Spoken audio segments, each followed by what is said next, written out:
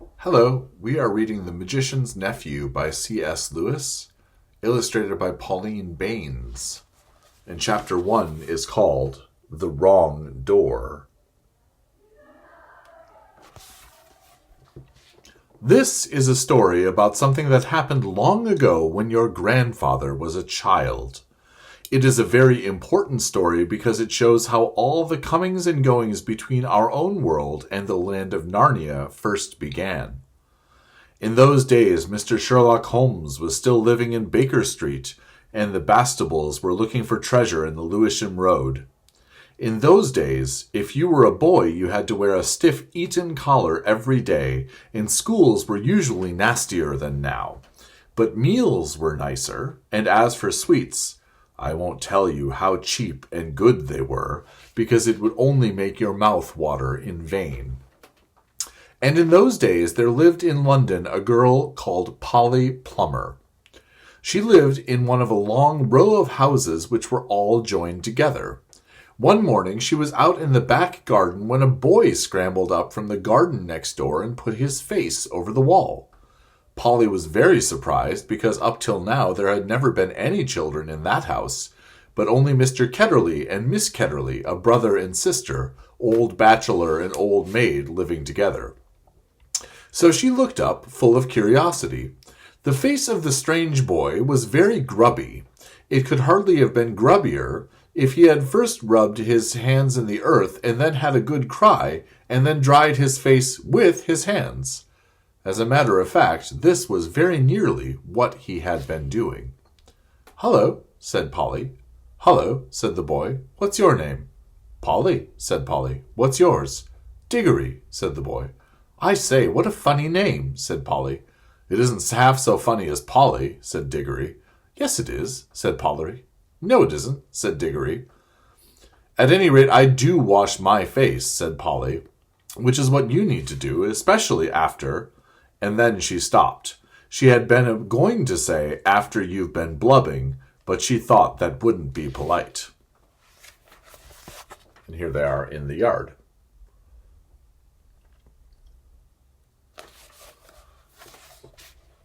"All right, I have then," said Diggory in a much louder voice, like a boy who was so miserable that he didn't care who knew he had been crying. "And so would you," he went on, "if you'd lived all your life in the country and had a pony and a river at the bottom of the garden and then been brought to live in a beastly hole like this." "London isn't a hole," said Polly indignantly. But the boy was too wound up to take any notice of her, and he went on. "And if your father was away in India, and you had to come and live with an aunt and an uncle who's mad, who would like that? And if the reason was that they were looking after your mother, and if your mother was ill and was going to die—" Then his face went the wrong sort of shape, as it does if you're trying to keep back your tears. "I didn't know. I'm sorry," said Polly humbly. And then, because she hardly knew what to say, and also to turn Diggory's mind to cheerful subjects, she asked, "Is Mr. Ketterley really mad?" "Well, either he's mad," said Diggory, "or there's some other mystery. He has a study on the top floor, and Aunt Letty says I must never go up there." "Well, that looks fishy to begin with. And then there's another thing. Whenever he tries to say anything to me at meal times, he never even tries to talk to her.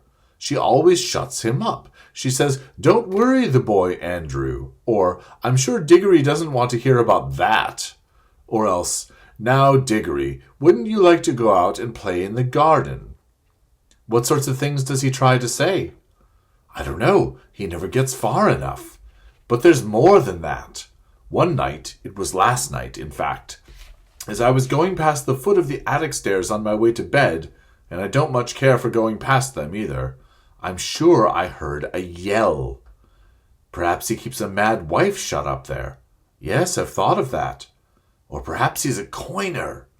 Or he might have been a pirate like the man at the beginning of Treasure Island and be always hiding from his old shipmates."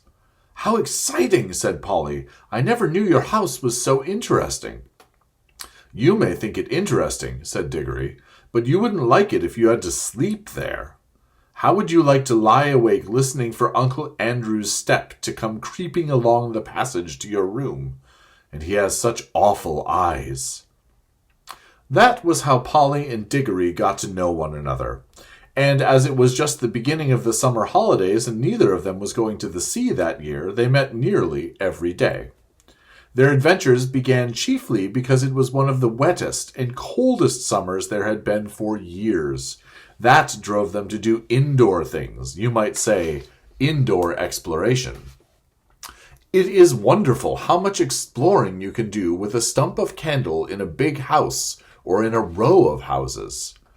Polly had discovered long ago that if you opened a certain little door in the box room attic of her house, you would find the cistern and a dark place behind it which you could get into by a little careful climbing. The dark place was like a long tunnel with brick wall on one side and sloping roof on the other. In the roof, there were little chunks of light between the slates. There was no floor in this tunnel. You had to step from rafter to rafter, and between them there was only plaster. If you stepped on this, you would find yourself falling through the ceiling of the room below. Polly had used the bit of the tunnel just beside the cistern as a smuggler's cave. She had brought up bits of old packing cases and the seats of broken kitchen chairs and things of that sort, and spread them across from rafter to rafter so as to make a bit of a floor. Here she kept a cash box containing various treasures and a story she was writing and usually a few apples. She had often drunk a quiet bottle of ginger beer in there. The old bottles made it look more like a smuggler's cave. Diggory quite liked the cave. She wouldn't let him see the story, but he was more interested in exploring. And here's Polly and her smuggler's cave.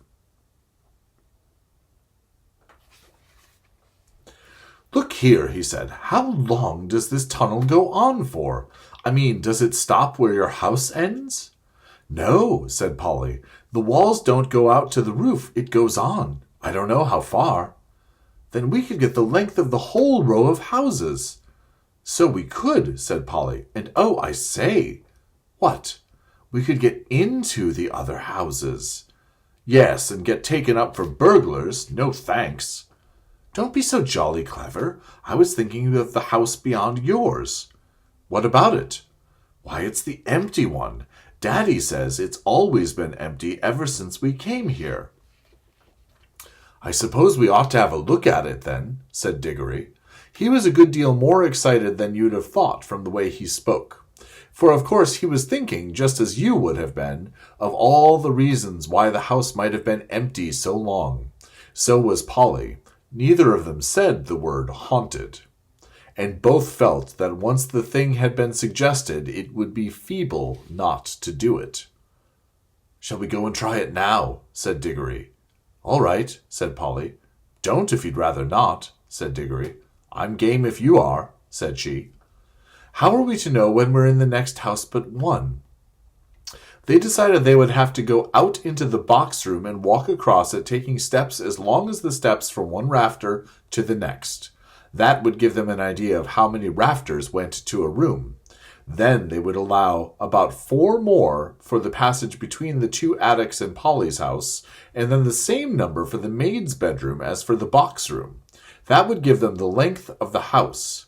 When they had done that distance twice, they would be at the end of Diggory's house. Any door they came to after that would let them into the attic of an empty house. "But I don't expect it's really empty at all," said Diggory. "What do you expect?" "I expect someone lives there in secret, only coming in and out at night with a dark lantern. We shall probably discover a gang of desperate criminals and get a reward. It's all rot to say a house would be empty all those years unless there was some mystery." "Daddy thought it must be the drains," said Polly. "Pooh! Grown-ups are always thinking of uninteresting explanations," said Diggory. Now that they were talking by daylight in the attic instead of by candlelight in the smuggler's cave, it seemed much less likely that the empty house would be haunted. When they had measured the attic, they had to get a pencil and do a sum. They both got different answers to it at first, and even when they agreed, I am not sure they got it right. They were in a hurry to start on the exploration. "We mustn't make a sound," said Polly as they climbed in again behind the cistern. Because it was such an important occasion, they took a candle each. Polly had a good store of these in her cave. It was very dark and dusty and drafty, and they stepped from rafter to rafter without a word except when they whispered to one another, "We're opposite your attic now," or "This must be halfway through our house." And neither of them stumbled, and the candles didn't go out, and at last they came to where they could see a little door in the brick wall on their right.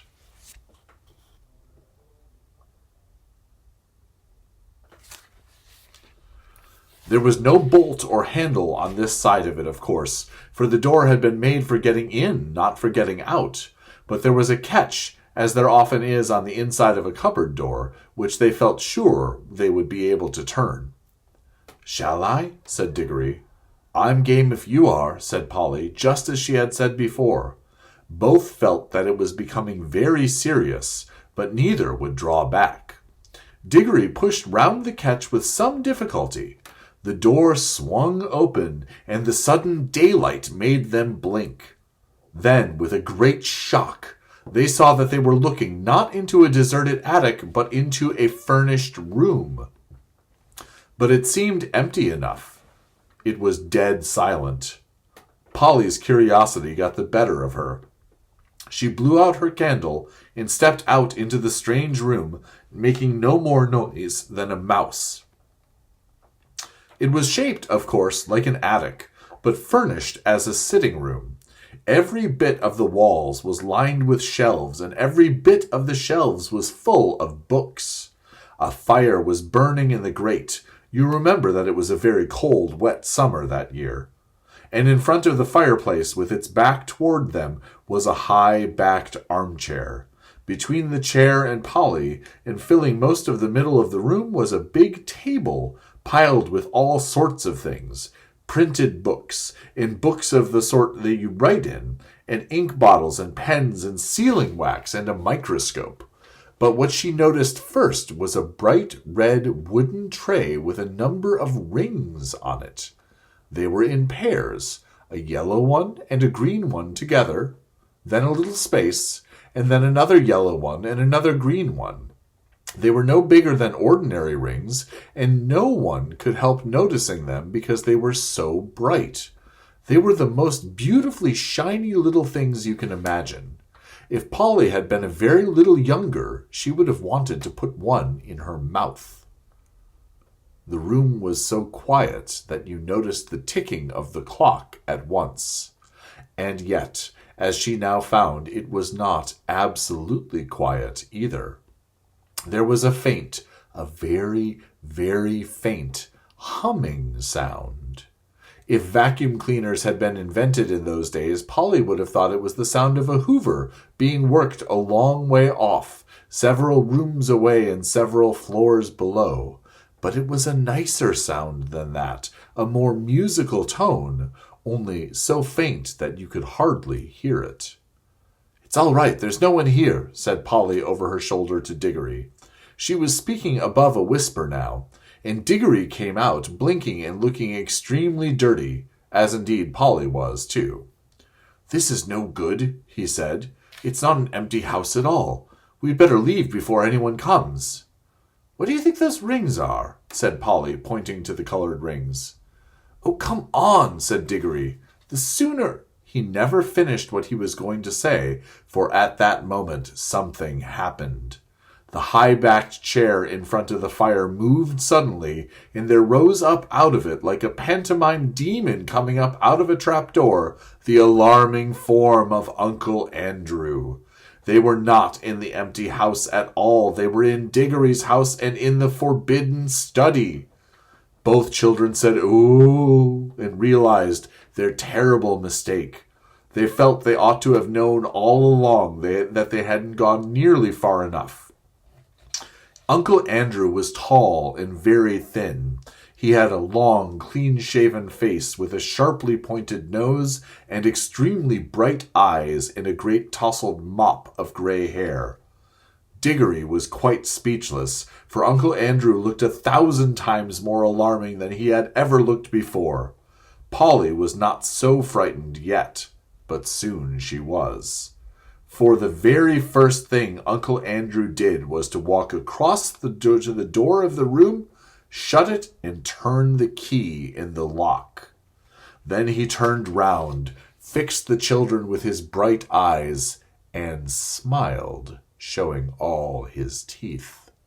"There," he said, "now my fool of a sister can't get at you."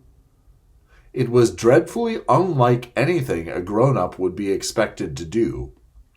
Polly's heart came into her mouth, and she and Diggory started backing toward the little door they had come in by. Uncle Andrew was too quick for them. He got behind them and shut that door too and stood in front of it. Then he rubbed his hands and made his knuckles crack. He had very long, beautifully white fingers. "I am delighted to see you," he said. "Two children are just what I wanted." "Please, Mr. Ketterly," said Polly, "it's nearly my dinner time and I've got to go home. Will you let us out, please?" "Not just yet," said Uncle Andrew. "This is too good an opportunity to miss. I wanted two children. You see, I'm in the middle of a great experiment. I've tried it on a guinea pig and it seemed to work. But then a guinea pig can't tell you anything, and you can't explain to it how to come back." "Look here, Uncle Andrew," said Diggory. "It really is dinner time, and they'll be looking for us in a moment. You must let us out." "Must?" said Uncle Andrew. Diggory and Polly glanced at one another. They dared not say anything, but the glances meant, "Isn't this dreadful?" and "We must humor him." "If you let us go for our dinner now," said Polly, "we could come back after dinner." "Ah, but how do I know that you would?" said Uncle Andrew with a cunning smile. Then he seemed to change his mind. "Well, well," he said, "if you really must go, I suppose you must. I can't expect two youngsters like you to find it much fun talking to an old buffer like me." He sighed and went on. "You've no idea how lonely I sometimes am. But no matter, go to your dinner. But I must give you a present before you go. It's not every day that I see a little girl in my dingy old study, especially, if I may say so, such a very attractive young lady as yourself." Polly began to think he might not really be mad after all. "Wouldn't you like a ring, my dear?" said Uncle Andrew to Polly. "Do you mean one of those yellow or green ones?" said Polly. "How lovely!" "Not a green one," said Uncle Andrew. "I'm afraid I can't give the green ones away, but I'd be delighted to give you any of the yellow ones, with my love. Come and try one on." Polly had now quite got over her fright, and felt sure that the old gentleman was not mad, and there was certainly something strangely attractive about those bright rings. She moved over to the tray. "Why, I declare," she said, "that humming noise gets louder here. It's almost as if the rings were making it." "What a funny fancy, my dear," said Uncle Andrew with a laugh. It sounded a very natural laugh, but Diggory had seen an eager, almost a greedy look on his face. "Polly, don't be a fool," he shouted. "Don't touch them." It was too late. Exactly as he spoke, Polly's hand went out to touch one of the rings, and immediately, without a flash or a noise or a warning of any sort, there was no Polly. Diggory and his uncle were alone in the room. Chapter 2 will be called Diggory and His Uncle.